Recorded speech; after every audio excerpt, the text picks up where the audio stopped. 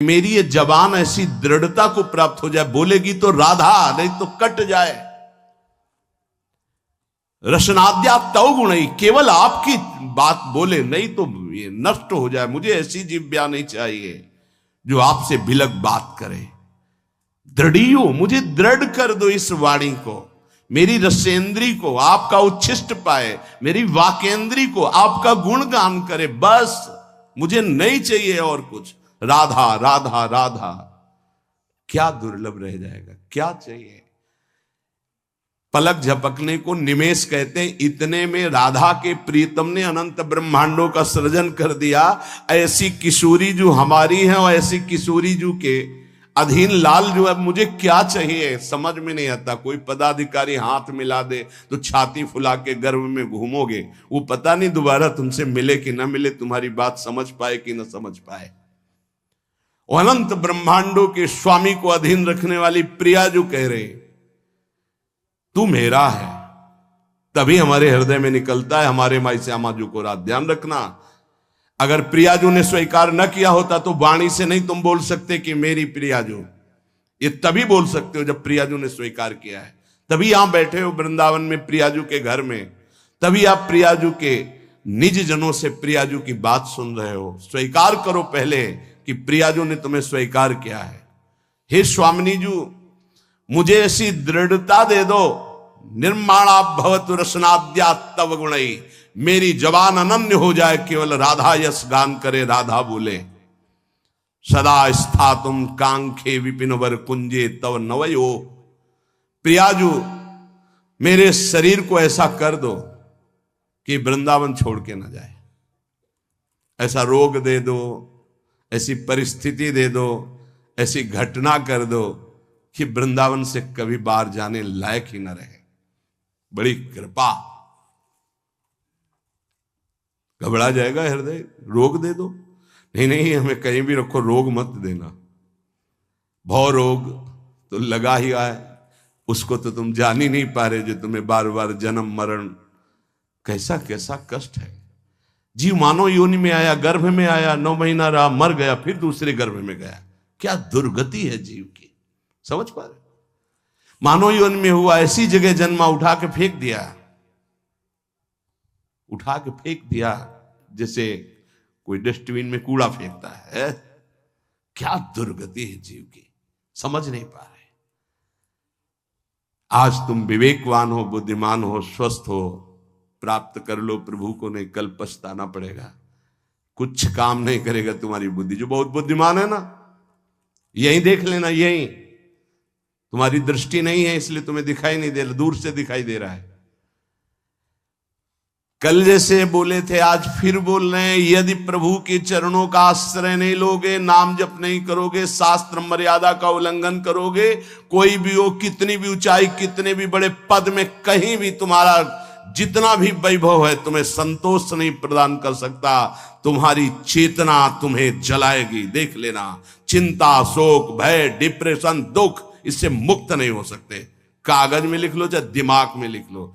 आज पुण्य काम कर रहे हैं तो खूब जय जय, और कल हमें बताना जब पुण्य का नंबर बदलेगा, तब तुम्हें उत्तर मिलेगा कि जीवन का तुमने क्या वस्तु खोया। जहां से बनना था वहीं नास्तिकता ले आए, अब क्या तुम्हारे अंदर रह गया है। बहुत शायद सत्संग में याद हो, एक बार सुनाया था, ये बहुत प्रिय संत के द्वारा बताई हुई बात थी कि एक बहुत बड़े डॉक्टर थे जो विदेश से, अमेरिका आदि से डॉक्टरी से, बिल्कुल नास्तिक स्वभाव। जब कभी किसी संत की बात आती तो सीधे निंदा और गालियों से बात करते थे। अरब खरब रुपए साहब, और इतने बड़े सर्जन के डॉक्टर उनका सम्मान करते थे। एक बार किसी संत ने उनको समझाया कि डॉक्टर साहब आप बहुत बड़े हैं, लेकिन इतने बड़े नहीं कि माया के थप्पड़ को झेल जाए, इसलिए भगवान से तो नास्तिक। कौन भगवान, कैसा भगवान, कहां भगवान। तो उनका एक बार जीवन में मैं स्वयं मिलूंगा आपसे आकर। संतों का स्वभाव होता है बहुत जिद्दी। एक बार मैं आपके दर्शन करूंगा आके और आपसे यही प्रश्न करूंगा। आज मैं नोट कर लेता हूं आपका प्रश्न, और उत्तर मैं उस समय दूंगा आकर के। फिर कुछ वर्ष बाद हमको वृंदावन में मिले थे सिहोम आश्रम के सामने परिक्रमा मार्ग में बैठे हुए थे, बड़े उच्च कोटि के महात्मा, बड़े छद्म भेषधारी, कोई जान न पावे। तब उन्होंने बताया था उनका कुछ समय बाद एक्सीडेंट हुआ, मेरुदंड 6 जगह से टूट गए। मेरुदंड, अब हालत जानते हो मेरुदंड टूटने वाले की क्या होती है? जिंदा मरा हुआ आदमी, मरा हुआ तो ठीक है, लेकिन जिंदा मरा हुआ आदमी, जब उनको ये पता चले, वो गए अस्पताल में, कहा डॉक्टर साहब पहचाना? रो पड़े, धीरे से बोले बचा लो। तो कहा अब तो गुंजाइश नहीं है, अब तो अकर्म लागू हो गया, अपना दंड देने में अब नहीं हो सकता। अब एक बात कहूं, अंतिम बना लो अगर, तो नाम जपना। बोले बोल दो, कुछ भी नाम बोल दो, कुछ भी बता दो। अब मैं मान गया कि कोई ईश्वर है जिसके आगे किसी की नहीं, अब मैं किसी काम का नहीं रह गया। मेरी सब पढ़ाई लिखाई डॉक्टरी व्यर्थ हो गई, मेरा जीवन अब मृत्यु शैया पे पड़ा है। बोले अब बोलो राम, अब बोलो। हमें लगता है उन डॉक्टर के ऊपर बहुत कृपा पहले से ही हो गई थी, तो ये परिस्थिति आई और अंतिम बन गया। संत के द्वारा भगवान नाम उच्चारण करवाना और आर्त भाव से भगवान को पुकारना, कई ऐसे उदाहरण, इसीलिए हम चीख के कहते हैं कि कोई भी हो, कहीं भी हो, कुछ भी कर लो, जब तक भगवद आश्रय नहीं लोगे तब तक शांति तुम्हारे अंदर नहीं, विश्राम नहीं। ये चिंता, शोक, भय, मृत्यु तुम्हें दंड देके रहेगी, तुम्हें त्रास देके रहेगी। हम ये नहीं कहते कि भजन करने वालों को रोग नहीं आता, दुख नहीं आता, विपत्ति नहीं आती, लेकिन 100 ग्राम विपत्ति 1 किलो संपत्ति क्या करेगी? 100 ग्राम विपत्ति का दुख हो, 1 किलो संपत्ति का सुख क्या करेगा? कौन सी आनंद संपत्ति? ये तो दुख गणना में ही नहीं है उस सुख के आगे, लेकिन हम तुम्हें इशारे में बता रहे हैं। 100 ग्राम दुख और 900 ग्राम सुख उसके ऊपर लदा रहता है, वो कुछ नहीं कर पाता। भगवद आश्रित के हृदय को तुम नहीं जान पाओगे। तुम भी भगवद आश्रित हो जाओ। सदा स्थातुम कांखे विपिन वर कुंजे चनवयो। ऐसी कृपा कर दो श्री जी कि धाम से जाने योग्य न रह जाए, ऐसी कृपा करो। बड़ी कृपा होती है। जैसे कोई जंगली जानवर होता है ना, और उसको काबू में जब किया जाता है तो गांव में एक लंगड़ डाला जाता है। अब वो उतने ही कदम चल पाएगा जितने में उसको चारा मिले, बस। ऐसे ही श्री जी जब कृपा करती है तो किसी असाध्य रोग का लंगड़ डाल देती है, बस जियो चुपचाप। कैसे? राधा राधा राधा, और आ जाओ हमारे पास। ये बड़ा सौभाग्य होता है, बड़ा सौभाग्य। अभी नौजवान एक परसों के आए थे, यहां कैंसर था। कह मैंने आपको गुरु मान लिया, अब राधा राधा राधा, अब एक श्वास भी नहीं राधा नाम से अलग जाएगी, बस मुझे कोई आशीर्वाद नहीं, बना रहे, बस राधा राधा छूटे न। कितनी कृपा हो गई। कोई अपने जीवन की जब निराशा की स्थिति को देखता है तब आशा उसकी बनती भगवत प्राप्ति की। अब तो गया भाई, अब तो राधा राधा। हम तो कहते प्रणाम है भगवान की इस विधान को, प्रणाम है उस दुख, उस रोग को जिसने निश्चय करा दिया कि अब तो राधा राधा राधा। बड़े भाग्य की बात है ये, यद्यपि बर्दाश्त नहीं होगा भाग्य सबको। सदा स्थातुम, वृंदावन से न जा पाऊं, आपका आश्रय न छूटे, आपका नाम न छूटे, ऐसी परिस्थिति दे दो। ये बहुत मंगलकारी परिस्थिति है। भगवान कृपा करे भोग लायक न रह जाएं, भगवान कृपा करे जगत लायक न रह जाएं, भगवान कृपा करे हमसे कोई प्यार न करे। बर्दाश्त होगी ये बात? एक हो गया ऐसी कृपा में सुनना भी नहीं। हमारी आकांक्षाएं जगत की है, ये जरूर सुनना। यही हमारे जीवन की दुर्दशा है जो हमको प्रभु से विमुख किए हैं। एक बार हम एक संत भगवान के मुख से सुना कि असाध्य रोग भगवान की विशुद्ध कृपा से प्राप्त होता है। यह साध्य रोग नाता तो साधन का अहम बना रहता। मानते कि साधना ठीक थी, लेकिन उसका परिणाम वो नहीं होता जो आर्त भाव में हुआ, जो असहाय अवस्था में हुआ, जो अकिंचन अवस्था में। कोई एक व्यक्ति पानी देने वाला नहीं, एक वस्तु नहीं, आर्त भाव। आप समझ गए कि मैं गया, उसी ने कृपा की। उसी कृपा का आज आप लोग रसास्वादन कर रहे हैं। यद्यपि किसी योग्य नहीं, किसी योग्य नहीं, ना पढ़ा लिखा, ना उतना कुछ नहीं, केवल बस ऐसा है कि जैसे पारसमणि छू गई लोहे पे तो चमक पड़ा, सोना बन गया। वो उस लोहा जंगहा किसी के काम आने वाला नहीं था। श्रीपाद कह रहे सदा स्थातुम स्वामिनी, ऐसा कुछ कर दो कि ये शरीर किसी योग्य न रह जाए, आपके धाम में ही पड़ा रहे। बड़ी कृपा है उनकी। कृपा का स्वरूप हम देखा कैसे कृपा निकालती है। बिल्कुल विषय में लगे हुए हैं, एकदम निकाल के ऐसा भगवदाकार वृत्ति जो वर्षों में नहीं होती साधना से, वो मिनटों में कर देती कृपा। हमने देखा, प्रमाण देखा।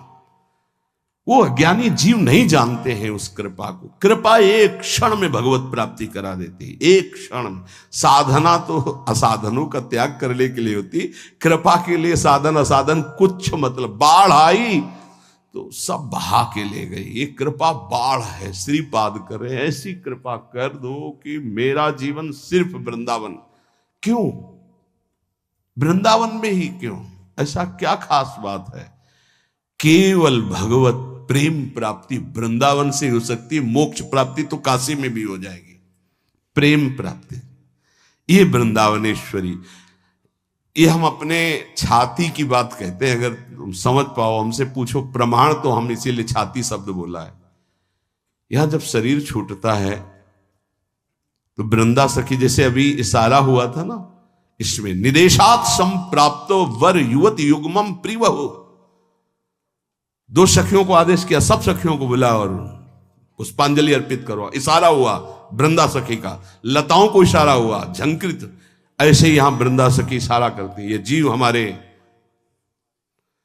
तत्काल सहचर्या आती है। और जिसने जीवन भर राधा राधा पुकारा है, यहां शरीर छूटता है तो स्वयं श्री जी आती है। ये हम छाती की बात कह रहा हूं, स्वयं श्री जी आती है। क्योंकि कुछ बातें ऐसी होती है जिनकी सामर्थ्य नहीं जबान से कह सकूं, वो छाती में छुपी ही रहती है। इसलिए तुम्हें बात बता रहा हूं। यदि आप किसी योग्य ना होना और आपको लगे कि मुझे भगवत प्राप्ति करनी, तो धाम आके पड़े रहना, भगवत प्राप्ति पक्का। पड़े रहना धाम में। जब आपको लगे कि मेरी क्षमता खत्म हो चुकी, अब मैं किसी काम का नहीं रहा, भगवत प्राप्ति का कोई संभावना भी नहीं मेरे अंदर, तो यहां पड़े रहना, भगवत प्राप्ति हो जाएगी। श्रीपाद करे सुखम पश्ये क्रीड़ाम। अगर आपने ये ऊपर वाला नियम ले लिया, प्रिय त्वाम मामंगी कुरु, प्रिया जो मुझे अंगीकार कर लो, शरणागति प्रदान कर दो मुझे, मैं आपकी शरण में हूं। बहुत कृपालु लाडली है। बहुत प्रतिकूलता कृपा से मिलती है, बहुत प्रतिकूलता। श्री सुधाने जी के बार बार श्लोक, कब ऐसा होगा, कब ऐसा होगा, गायन करके एकदम शिथिलता हुई। तुम मां मंगी करो, मुझे स्वीकार करो, प्रियजन स्वीकार करो। वो शाम जीवन की वो शाम थी जो भगवान कृपा करके हर साधक को प्राप्त हो। हर साधक को, हर जिज्ञासु को, हर प्रेमी को ऐसी शाम प्राप्त हो जिस शाम में विश्राम मिल जाए। हे तू मेरा, मेरे लिए ही तो साधना होती है। मैं जब कह रही तू मेरा, फिर तेरे को क्या चिंता। अब जैसे कोई युवराज पद पर अभिषिक्त हो जाए तो उसे कोई संशय थोड़ी रहता है।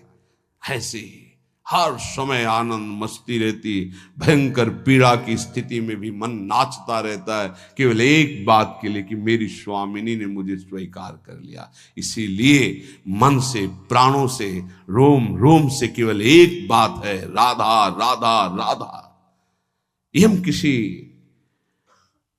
पक्षपात की बात नहीं कह रहे, आप मान लीजिए, फिर आप देख लीजिएगा, आप मान लीजिए। बहुत बड़ी बात कह रहा हूं बार बार हृदय से।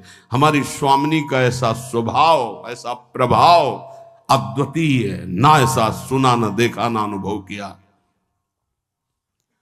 सुखम पश्ये क्रीड़ाम प्रणय रस युक्ताम ही युवयो। मैं सुख पूर्वक इस वृंदावन की भूमि में पड़ा पड़ा प्रेम दृष्टि से अपने युगल सरकार की लीला को देखता रहूंगा। गुरु कृपा ही केवलम, गुरुदेव की कृपा से ही ये निष्ठा प्राप्त होती है कि वृंदावन वृंदावन, प्राण वृंदावन, जीवन वृंदावन, सर्वस्व वृंदावन। एक दिन बैठे बैठे हृदय से स्फुरित हुआ था, जो एक दो बार गाया है। ये हृदय की पूरी मनन की हुई बात आपको जो एक दो बार पद गा करके सबको सुना, ये हृदय से केवल है। ये राधा नाम है जीवन हमारा, राधा नाम प्राण आधार है, राधा नाम है कर्ता विधाता, ये राधा नाम पालनहार है। राधा नाम सबका पूज्य है, राधा नाम का पूजन करे, राधा नाम के ही ध्यान से हम शुद्ध अपना मन करें। राधा नाम के जप ध्यान से प्रेम बढ़ता जाएगा, राधा नाम ही हमें प्रेम में निकुंज तक पहुंचाएगा।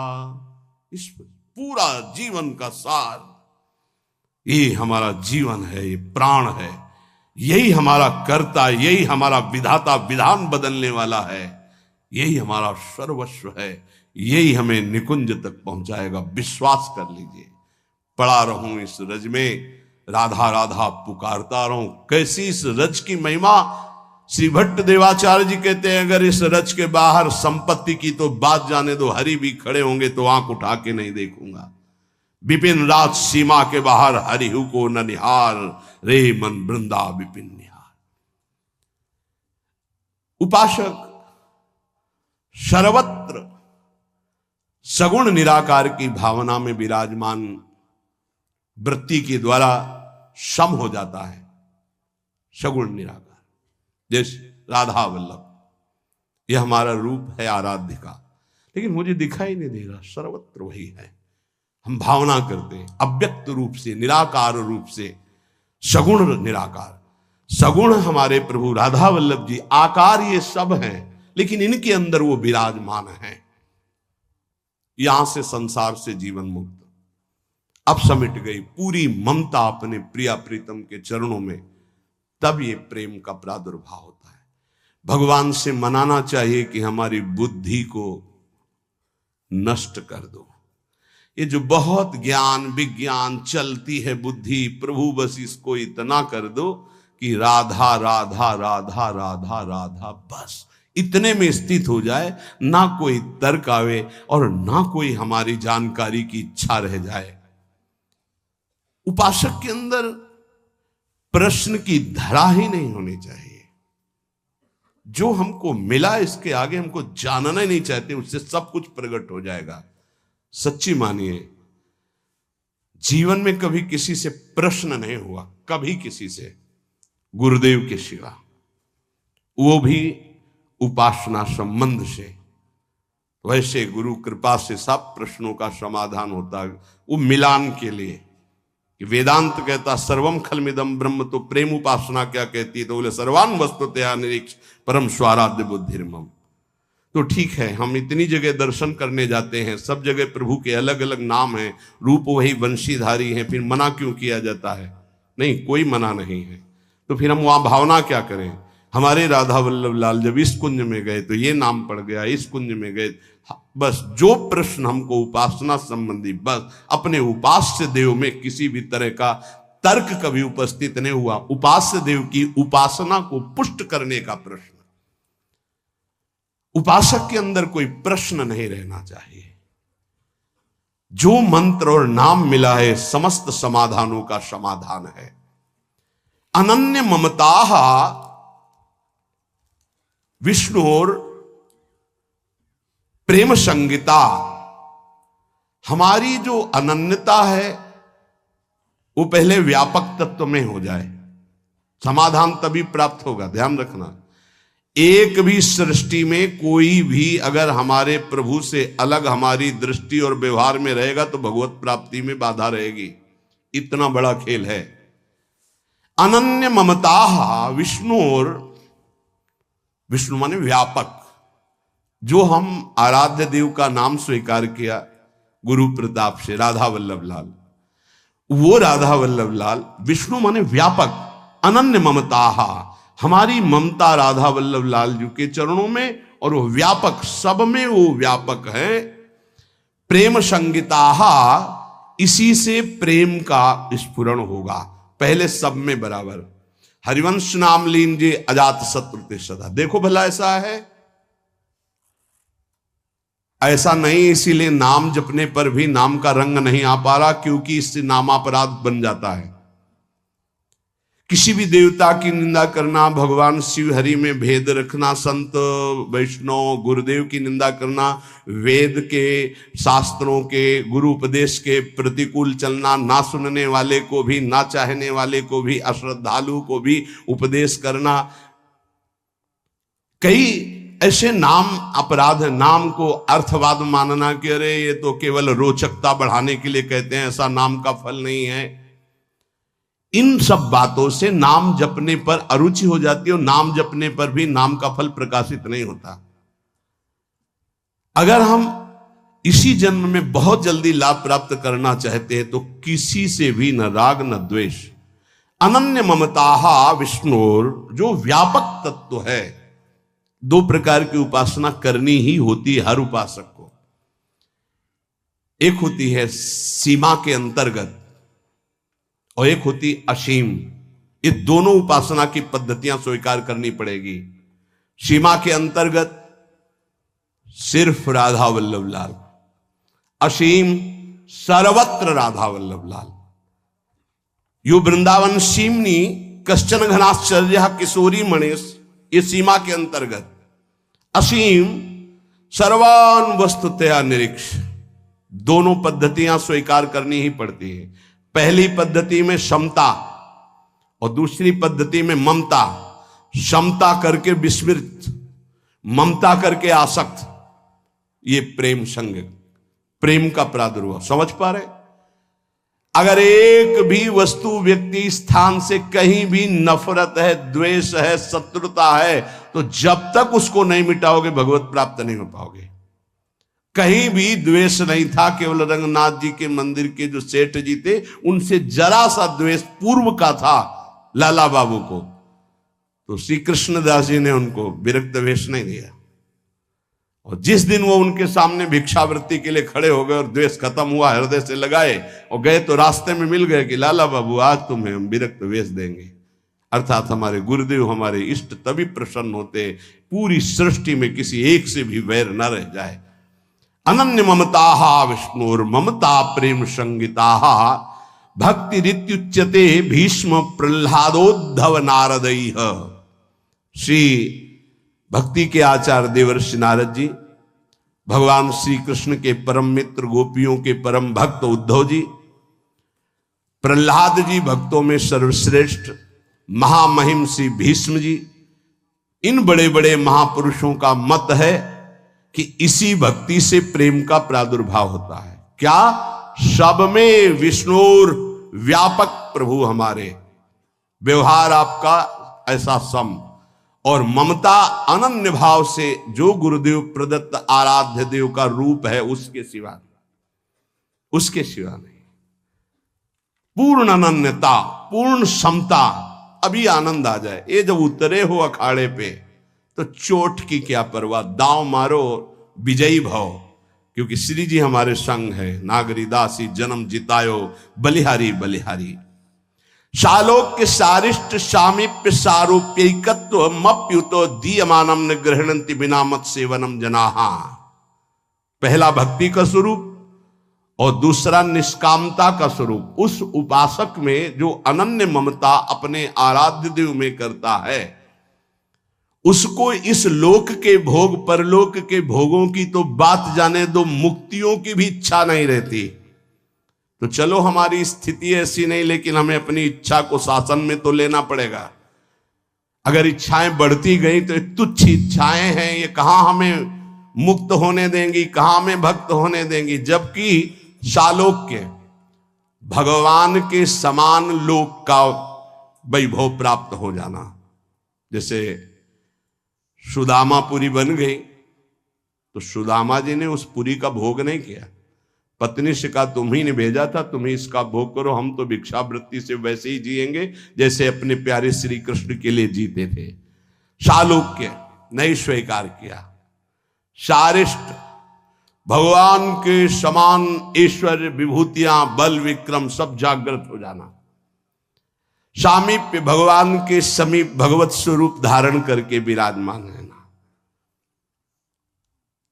सायुज्य भगवान में समा जाना। जैसे तरंग जल में लीन हो गई, कोई भी मोक्ष नहीं चाहता। भक्त तो चरण दासता के सिवा कोई सुख नहीं चाहता। ना भगवान के समान रूप धारण करके, भगवान के समान ऐश्वर्य धारण करके, भगवान के समान लोक, भगवान के समान वैभव, भगवान में लीन, ये कुछ नहीं चाहता। सालोक के सारिष्ट सामीप्य सारूप्यकत्व मप्युत दीयमानम। अधिकार हो गया, वो जो चाहे मोक्ष प्राप्त कर ले। न ग्रहणंती, नहीं चाहिए। क्या चाहिए?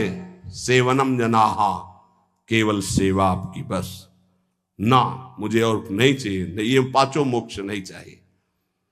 कैवल्य परम पद स्वरूप बोध महापुरुष को मिलता है।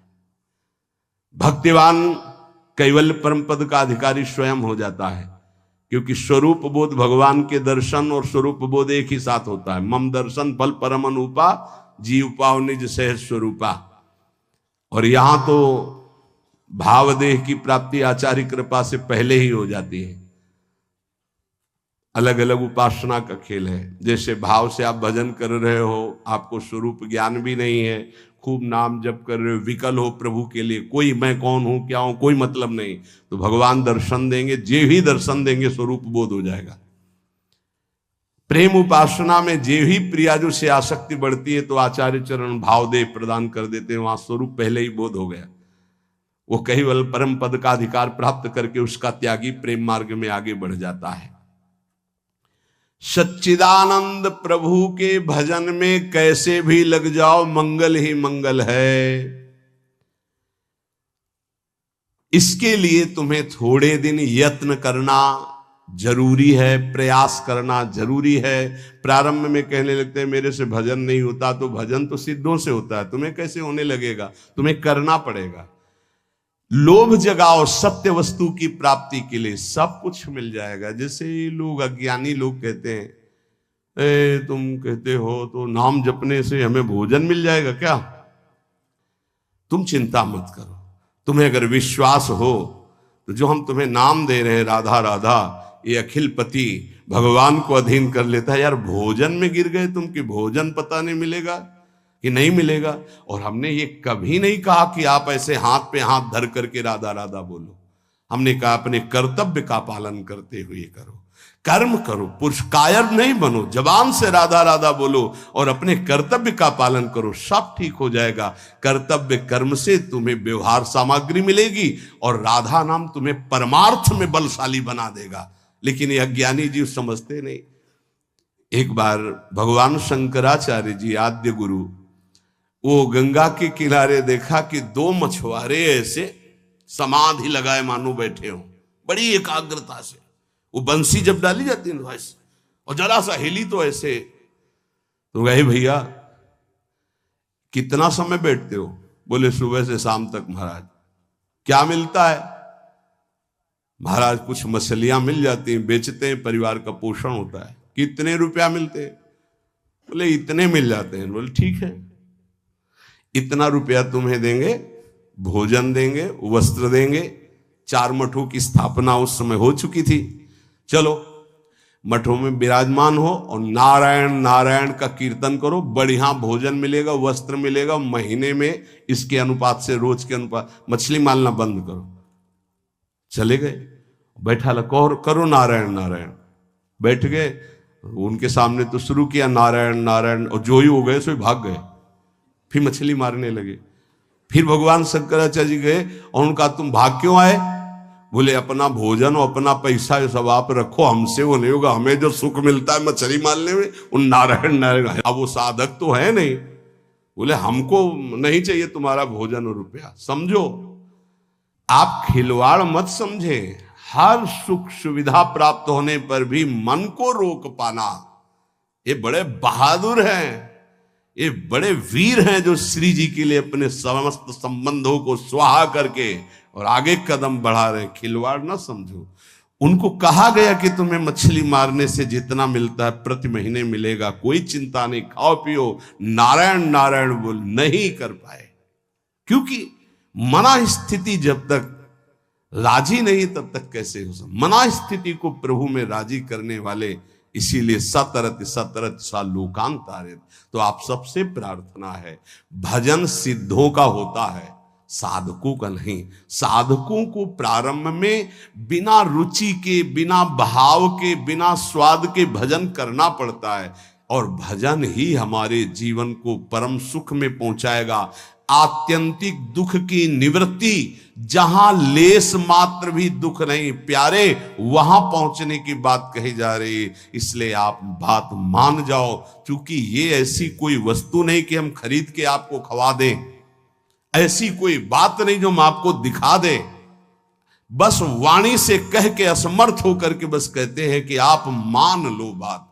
राधा राधा राधा राधा, जो आपको कर्तव्य मिला है उसे पूजा मानो और नाम जप करो, निहाल हो जाओगे, मस्त हो जाओगे। कोई भी तुम्हें परास्त नहीं कर पाएगा, हारते हुए भी जीत जाओगे, और अगर प्रभु से विमुख रहे तो जीतते हुए भी हार जाओगे। ये बात ध्यान रखना जीवन की। नाम है तो सब कुछ है, नाम छूटा तो कुछ नहीं। इतनी बात लिख लो। ये हम केवल कोरी भावुकता में नहीं कहते, किसी पक्षपात में नहीं कहते, शास्त्र प्रमाणित जीवन का सार आपको बात कहते हैं। राधा